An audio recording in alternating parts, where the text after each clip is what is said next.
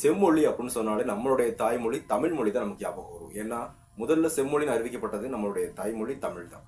2004 June மாதம் 6ஆம் தேதி நம்ம தமிழகத்தை சேர்ந்த முன்னாள் குடியரசுத் தலைவர் ஐயா அப்துல் கலாம் அவர்கள் நாடாளுமன்றத்தில் தமிழை செம்மொழியாக அறிவித்தார். அதுக்கடுத்து படிப்படியாக அப்படியே ஒரு 6 மொழிகள் நம்ம பாடப்புத்தகத்தில் கொடுத்துருப்பாங்க செம்மொழி அப்படின்னு.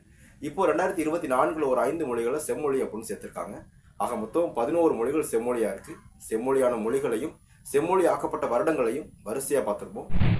2004ஆம் ஆண்டு தமிழ் செம்மொழியாக்கப்பட்டது. அது உங்களுக்கு எல்லாருக்கும் தெரியும். வருடம் ஈஸியாக வச்சுக்கலாம். 2005 சமஸ்கிருதம். அதாவது 5 ரூபாய்க்கு சமோசா கிடைக்கும் அப்படின்னு ஞாபகம் வச்சுக்கோங்க. 2008 தெலுங்கு கன்னடம். அதாவது 8 அப்படின்றதுக்கு நம்ம தெலுங்கு கன்னடம் எப்படி ஞாபகம் வச்சு தான் ஆகணும். அது ஷார்ட்கட் எனக்கு தெரியலை. உங்களுக்கு தெரிஞ்சுன்னா கமெண்ட்டில் சொல்லுங்கள். நானும் மற்றவங்களுக்கு சொல்கிறேன். 2013 மலையாளம். அதாவது நம்ம பேய் வீடு அப்படின்னாலே 13ஆம் நம்பர் வீடு அப்படின்னு சொல்லுவோம். ஓகேவா? பேய் வீட்டில் பேயை மந்திரிக்கிறதுக்கு மலையாள பகவதி, அதாவது மாந்திரிகம் தெரிஞ்ச மலையாள பகவதியை கூப்பிடுங்க அப்படிலாம் சொல்லுவாங்க. அதனால மலையாளம் அப்படின்றத நீங்கள் 2013க்கு ஈஸியாக வச்சுக்கலாம். 2014க்கு ஒரியா மொழி செம்மொழியாக்கப்பட்டது. 14 இருக்கக்கூடிய 1 4 கூட்டினீங்கன்னா 5 வரும். ஓகேவா? ஓரியோ பிஸ்கட் 5 ரூபாய் பாக்கெட் இருக்கு. அப்படியா வச்சுக்கோங்க. ஓகேவா? 14 ஒரியா.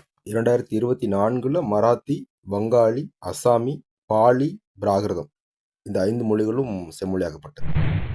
இந்த வீடியோ உங்களுக்கு பிடிச்சிருந்துச்சுன்னா மறந்துடாமல் ஒரு லைக் பண்ணுங்கள். நம்ம சேனலை சப்ஸ்கிரைப் பண்ணுங்கள். நன்றி தோழா.